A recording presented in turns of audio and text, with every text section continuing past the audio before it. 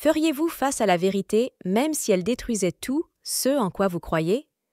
C'est l'histoire de Donna Fatima, une femme dont la vie a été marquée par des secrets dévastateurs, mais aussi par une force inébranlable pour tout reconstruire à partir de zéro. Une histoire de douleur générationnelle, où le silence n'était pas seulement complicité, mais aussi survie. Que se passera-t-il lorsque les masques tomberont et que la vérité éclatera? Dans cette vidéo, vous serez plongé dans un voyage rempli de rebondissements choquants, de confrontations inattendues et d'un combat courageux pour l'espoir et la rédemption. Chaque instant de cette histoire défie la logique et nous enseigne le pouvoir de la résilience. Suivez jusqu'à la fin, car le message que vous trouverez peut changer votre vision du courage et de l'empathie. Donna Fatima nous emmène dans une maison simple, où sa mère semblait porter le monde sur ses épaules. Dans cet environnement, il y avait des rires et des larmes, mais aussi un poids invisible que chacun ressentait. Le père, un homme strict, contrôlait tout d'une main de fer. Cependant, ce sont les détails qui inquiètent Fatima. Pourquoi ses frères aînés appelaient-ils sa mère par son nom? Et pourquoi les vieilles photos étaient-elles cachées, comme si elles étaient des portes vers des souvenirs interdits? Cette curiosité a amené Fatima à découvrir quelque chose qui allait changer sa vie pour toujours. Était-elle prête à affronter des secrets ou à vivre avec le poids de l'inconnu? La mère de Fatima, Sandra, était le portrait de la résistance. Je me suis réveillée avant le soleil pour m'occuper de la maison et des enfants. Il y avait toujours quelque chose à faire, raccommoder les vêtements, cuisiner, faire la lessive. Tout cela sous le regard strict de son mari, dont le tempérament imprévisible maintenait la famille dans une tension constante. Il n'y avait pas de place pour le repos, encore moins pour les rêves. Sandra portait plus que des responsabilités. Cela portait une douleur que personne n'osait nommer. Fatima, la plus jeune, a grandi en regardant tout. Les discussions étaient silencieuses, mais elle voyait des larmes sur le visage de sa mère et des chuchotements parmi ses frères aînés. Quelque chose n'allait pas. Le puzzle a commencé à prendre forme un après-midi, lorsqu'il a trouvé de vieilles photos cachées au fond d'un tiroir. Sandra y avait l'air très jeune, tenant un bébé dans ses bras. À ses côtés, un homme que Fatima a bien connu, son père. Curieuse, elle a montré la photo à Tia Carmela, la sœur aînée de Sandra. C'est à ce moment-là que tout a commencé à s'effondrer. Au cours d'une discussion animée, Tia Carmela a révélé le secret qui se cachait dans l'ombre de la famille depuis des années. Sandra n'était pas la mère de Fatima. Il s'agissait de sa sœur aînée, obligée d'élever les enfants de leur père après avoir été maltraitée par celui-ci. Fatima sentit le sol disparaître. Comment une chose pareille a-t-elle pu se produire? Et pourquoi personne n'avait rien dit? Le silence était assourdissant, mais à cet instant, tout prenait un sens. Les regards, les murmures, les photos cachées. La vérité était là, et désormais elle ne pouvait plus être ignorée. La découverte de Fatima la met face à un dilemme. Se confronter à son père serait dangereux, mais rester silencieux était insupportable. Carmela, qui semblait jusque-là distante, est devenue une alliée inattendue. Ensemble, ils ont décidé qu'il était temps de mettre fin au cycle du silence. Fatima n'a pas pu dormir cette nuit-là. La révélation de tante Carmela résonna dans son esprit comme un cri étouffé qui finit par s'échapper. Sa mère, ou plutôt sa sœur, avait été victime d'une brutalité inimaginable. Et l'auteur de tout cela était là, assis à table, comme s'il s'agissait d'un jour ordinaire. Le lendemain matin, pendant que Sandra préparait le café, Fatima la regardait avec un regard différent. Pour la première fois, elle voyait non seulement la femme forte qui tenait sa famille unie, mais aussi quelqu'un marqué par des blessures invisibles.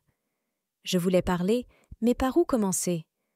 Avant qu'il puisse trouver les mots, tante Carmela apparut à la porte, apportant avec elle une aura d'urgence. « C'est aujourd'hui », dit fermement Carmela. Fatima savait. Les deux hommes avaient décidé de confronter leur père et de révéler la vérité, même s'ils savaient que cela pourrait avoir de graves conséquences. Carmela, avec son esprit protecteur, était déterminée à mettre fin au règne de terreur de cet homme. La confrontation a eu lieu pendant le déjeuner. Carmela commença sur un ton contrôlé mais ferme. « Il est grand temps que nous parlions de ce que tu as fait et de tout ce que tu as détruit dans cette maison. » Le père cessa de mâcher, son regard froid et calculateur parcourait la table. « Je ne sais pas de quoi vous parlez, » répondit-il avec dédain. Mais Carmela n'a pas reculé. Elle a mentionné les abus, les années de souffrance de Sandra et la façon dont il avait utilisé le silence de la communauté comme une arme pour perpétuer sa violence. Fatima, de l'autre côté de la table, sentit son cœur s'accélérer. C'était comme si des décennies de souffrance y étaient déversées d'un seul coup. Sandra, qui jusque-là était restée silencieuse, releva enfin la tête.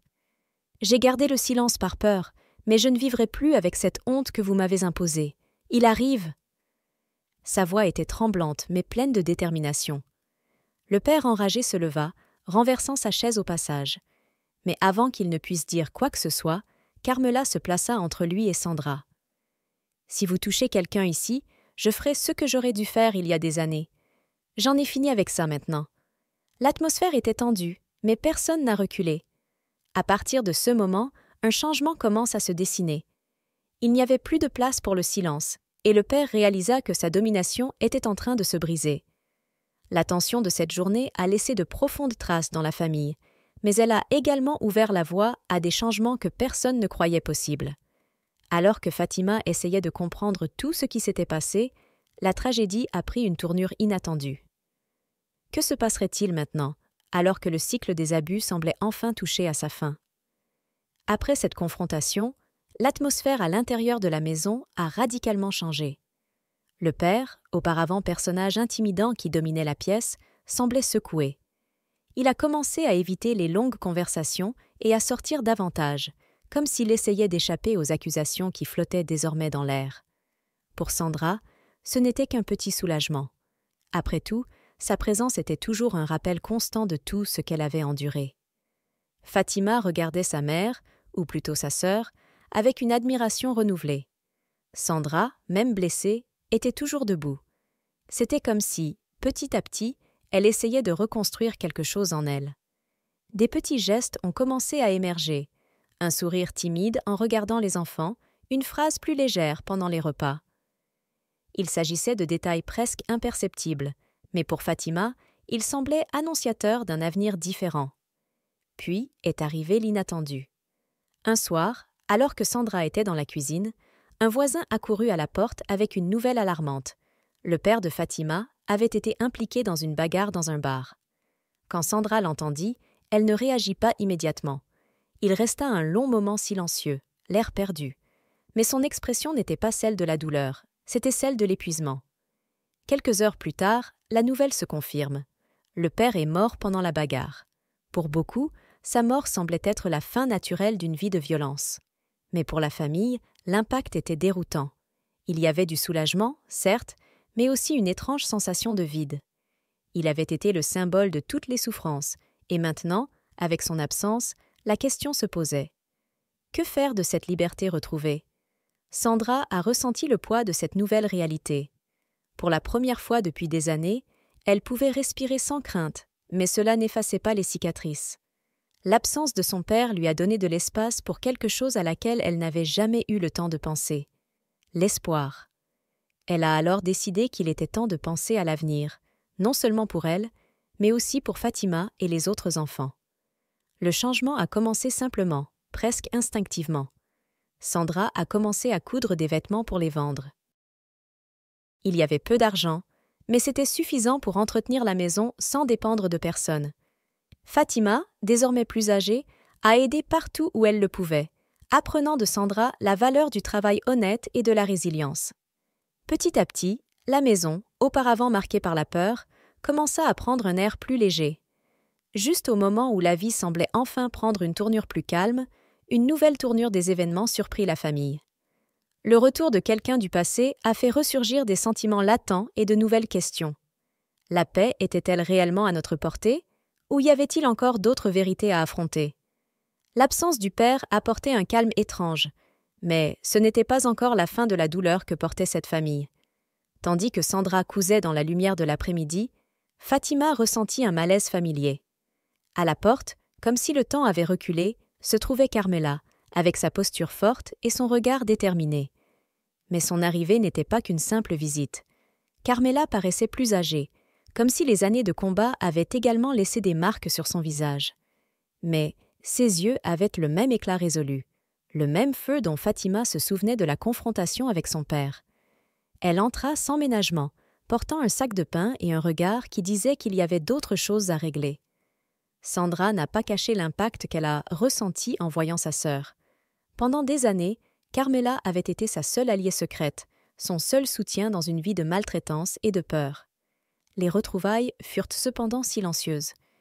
Il n'y a pas eu de câlins chaleureux, ni de mots excités, juste un échange de regards qui disait tout ce qui avait besoin d'être dit. Carmela a apporté avec elle des histoires des années où elle était absente. Il a raconté comment il s'était éloigné pour essayer d'oublier le passé, mais que, même s'il était loin, il n'a jamais cessé de penser à Sandra et Fatima.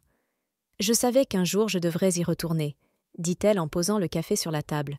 « Nous ne pouvons pas nous enfuir pour toujours. » Au cours des jours suivants, Carmela a commencé à combler un vide dont personne ne réalisait l'existence.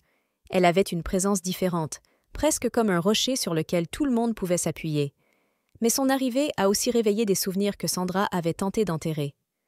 Un soir, assise à table, Carmela regardait Sandra avec une expression sérieuse. « Tu ne m'as jamais dit comment tu as géré tout ça. Que ressens-tu maintenant qu'il est parti ?» Sandra a mis du temps à répondre.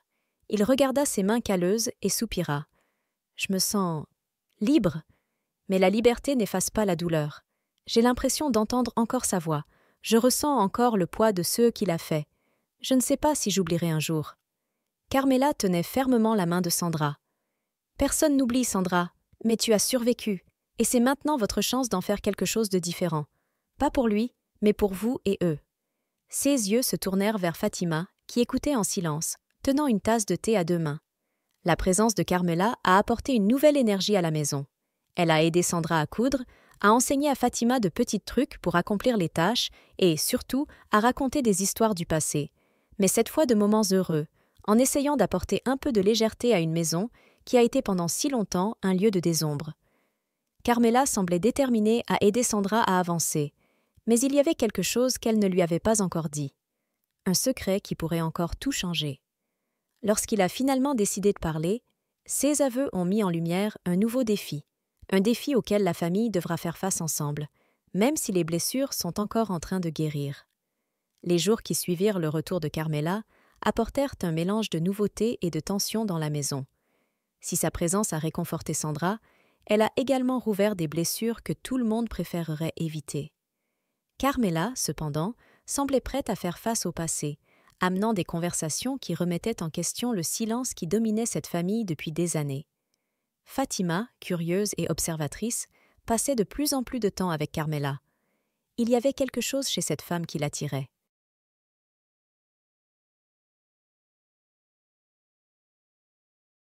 Carmela avait une force qui la fascinait et, en même temps, une vulnérabilité que Fatima voyait les rares fois où sa tante restait silencieuse, regardant par la fenêtre. Un après-midi, alors qu'elles cousaient ensemble, Sandra a décidé de poser une question qu'elle gardait dans son cœur depuis le jour du départ de Carmela. « Pourquoi es-tu partie ? Pourquoi nous as-tu laissés ici avec lui ?» La question est sortie comme un soupir, rempli d'années de souffrance. Carmela arrêta ce qu'elle faisait et regarda Sandra avec un mélange de culpabilité et d'honnêteté. « Je pensais que c'était le seul moyen de survivre. Après ce jour où j'ai affronté notre père, j'ai senti que je ne pouvais plus rester. Il ne me pardonnerait jamais, Sandra. Et pour être honnête, je ne pouvais pas non plus me pardonner de ne pas faire plus pour toi. » Sandra écoutait en silence, mais quelque chose dans la réponse de sa sœur la faisait se sentir moins seule. Pour la première fois, elle comprit que Carmela était aussi victime des circonstances, portant ses propres cicatrices. Au fur et à mesure que les sœurs se reconnectaient, Fatima commença à voir le monde différemment. Elle avait grandi dans un environnement où la peur était le langage principal, mais elle apprenait désormais la résilience et l'amour d'une nouvelle manière. Carmela lui a appris de petites choses, comment planter des herbes dans le jardin, comment raccommoder des vêtements de manière créative. Mais surtout, il enseignait que la vie pouvait être bien plus que la simple survie. Fatima surveillait également Sandra de près. La mère-sœur semblait être dans une lutte interne constante. Même si sa force était admirable, Fatima savait que Sandra cachait encore beaucoup de choses. De nombreuses nuits, Fatima entendait des sanglots sourds venant de la pièce voisine. La présence de Carmela a apporté plus de couleur à la vie de la famille, mais elle a également apporté des vérités auxquelles tout le monde devrait être confronté. Par une nuit silencieuse, pendant que les enfants dormaient, Carmela a appelé Sandra pour discuter sur le balcon. « Je dois te dire quelque chose », commença Carmela, la voix hésitante. « Il y a quelque chose que j'ai laissé derrière moi en partant, quelque chose qui pourrait changer tout ce que vous pensez de notre sien. » Histoire. Les yeux de Sandra s'écarquillèrent, mais elle ne dit rien. Carmela prit une profonde inspiration et continua. « À l'époque, quand j'affrontais notre père, je ne le faisais pas juste pour toi. Je l'ai fait parce que j'ai découvert quelque chose qui m'a laissé sans fondement, quelque chose que... Je pensais que tu ne devrais jamais le savoir. » Les aveux de Carmela restaient dans l'air, lourds, mais sans détail. Sandra sentit son cœur s'emballer. « Carmela, de quoi tu parles ?» Carmela détourna le regard, comme si elle trouvait le courage de continuer. « Je me suis promis de vous le dire quand le moment serait venu, et ce moment arrive, mais il faut être prêt à écouter. » Sandra savait que la révélation de Carmela pouvait tout changer, mais en même temps, quelque chose en elle disait qu'il était temps d'affronter tout ce qui se passait, aussi douloureux soit-il. Qu'est-ce que Carmela avait caché pendant si longtemps? Et comment cela affecterait-il tout le monde, en particulier Fatima, qui commençait maintenant elle aussi à se retrouver au milieu de cette histoire pleine de secrets et de douleurs? Carmela hésita un instant, mais savait qu'il n'y avait pas de retour en arrière. Sandra la regarda avec des yeux suppliants, craignant presque la phrase suivante. La tension entre les deux était palpable, comme si l'air autour d'eux était devenu plus épais. Avant de partir, j'ai découvert notre père, avait une deuxième famille, dit finalement Carmela, la voix tremblante. Une femme qu'il gardait cachée, dans une autre ville, et de cette relation, un fils est né. Les yeux de Sandra s'écarquillèrent, sentant le sol disparaître sous ses pieds. Un fils? Êtes-vous en train de me dire que nous avons un frère? Carmela hocha lentement la tête, le visage marqué par la douleur du souvenir. J'ai découvert ça par hasard, Sandra. Il n'a jamais voulu que quiconque le sache, mais je l'ai vu de mes propres yeux. Quand je l'ai confronté, c'est là que tout a explosé. Sandra a ressenti une vague d'émotions, colère, tristesse, confusion, mais surtout un sentiment de trahison qui semblait impossible à surmonter. Pourquoi ne me l'as-tu jamais dit? Pourquoi m'a-t-il laissé vivre dans cette maison avec lui, sans le savoir? Je pensais que je te protégeais, répondit Carmela, les yeux larmoyants. Je pensais que si tu le savais, il serait encore plus difficile de supporter tout ce à quoi nous sommes déjà confrontés. Et quand je suis finalement partie, j'ai promis de ne jamais revenir, jusqu'à ce que ce soit en sécurité.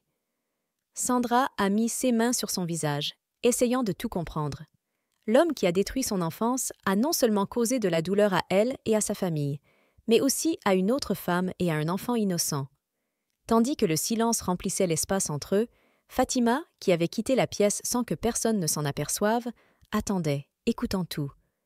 Elle n'avait jamais vu sa mère aussi vulnérable et Carmela aussi déterminée.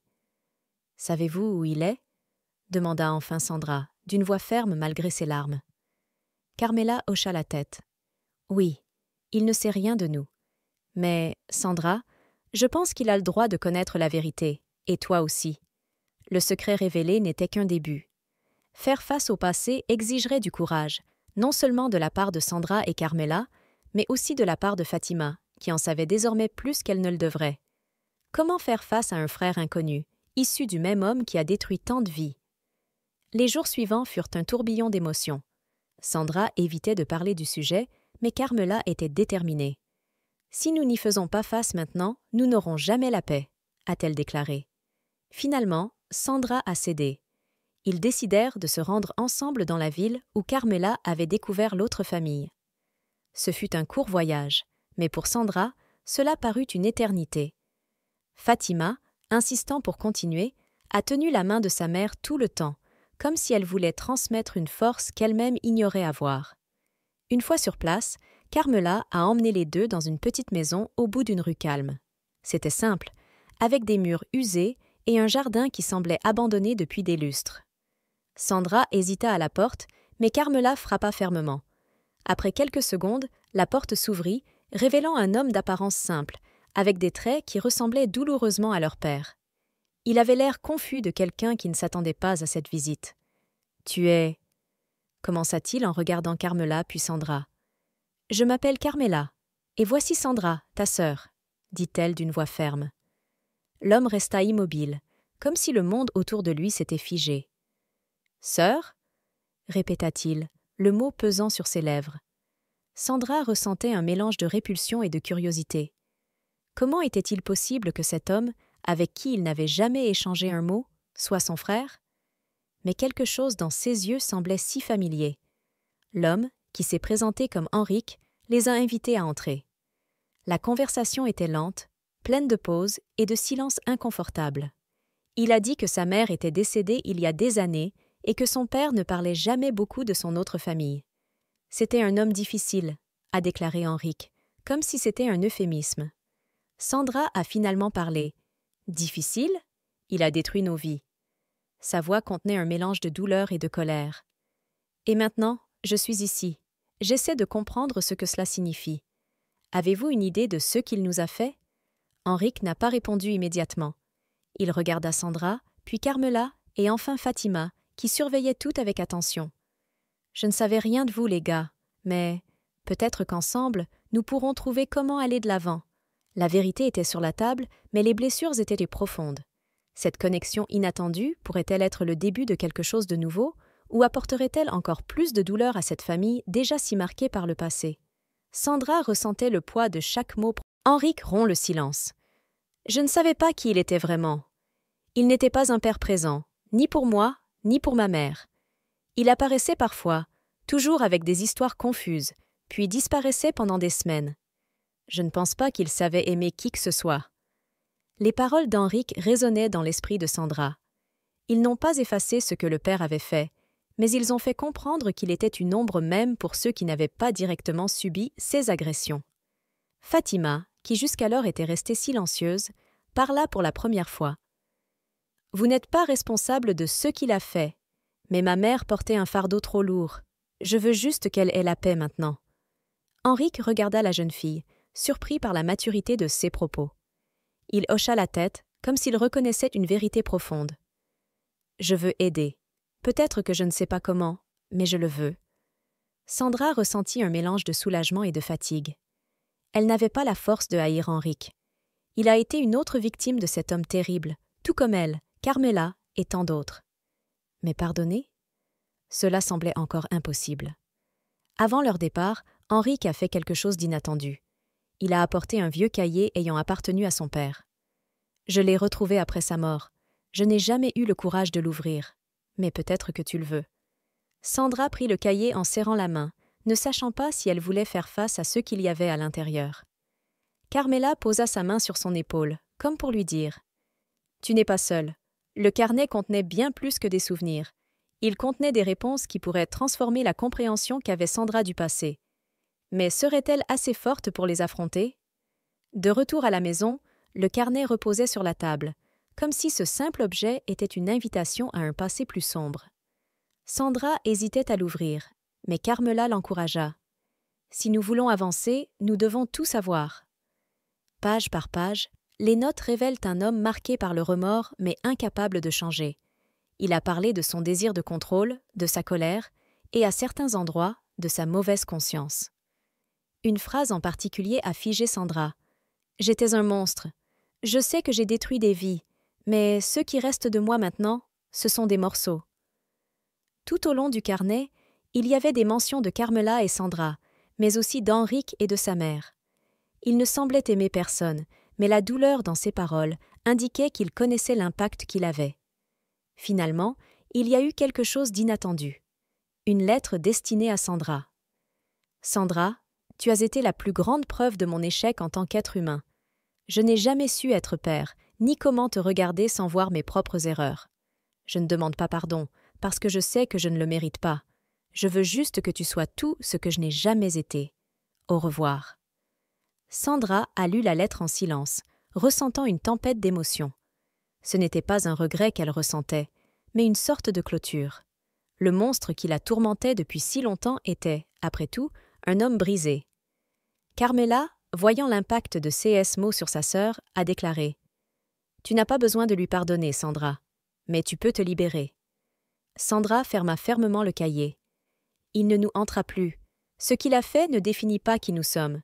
Désormais, nous écrivons notre propre histoire. Crochet pour le résultat. Le carnet a laissé des traces, mais il a aussi ouvert les portes vers quelque chose de plus grand, un avenir où le passé n'aurait plus de contrôle. Sandra et Carmela étaient prêtes à recommencer, mais la suite restait encore un mystère. Les jours qui ont suivi la lecture du cahier ont été silencieux, mais pleins de sens. Sandra et Carmela ont traité tout ce qu'elles avaient découvert, chacune à sa manière.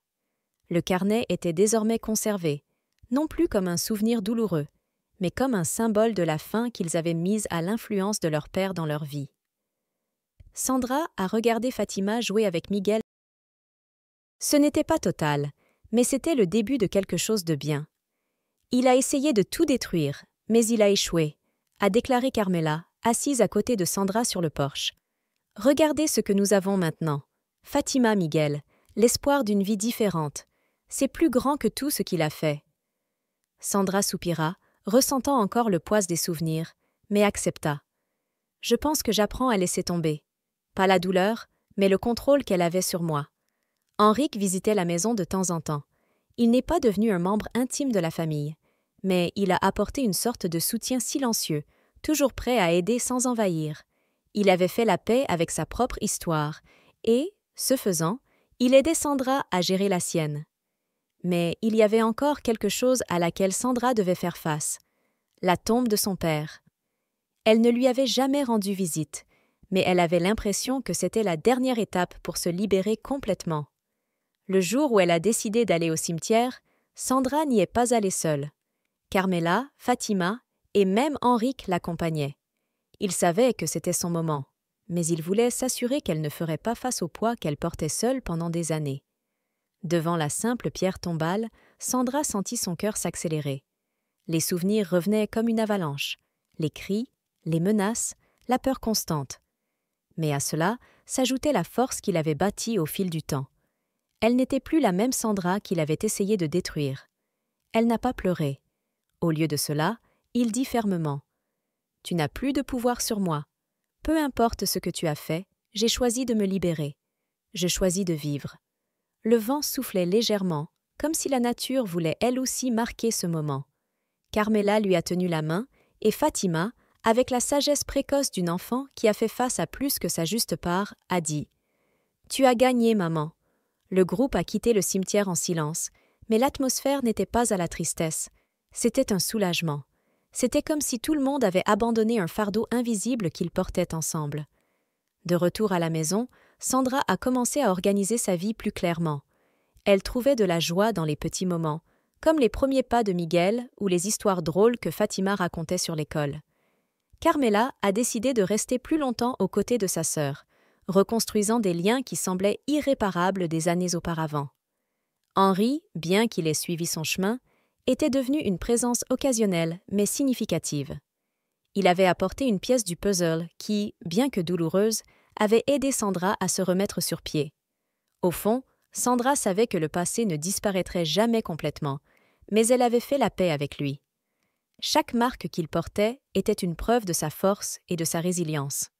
Et maintenant, en regardant vers l'avenir, elle savait qu'elle possédait quelque chose que son père ne pourrait jamais lui voler, la capacité d'aimer et d'être aimée. L'histoire de Sandra n'est pas seulement une question de survie. Il s'agit de choisir de vivre pleinement, malgré les cicatrices. Si vous êtes arrivé jusqu'ici, c'est parce que vous croyez au pouvoir du dépassement et à la force de réécrire votre histoire. Que diriez-vous de partager ce message avec quelqu'un qui a besoin de l'entendre aujourd'hui?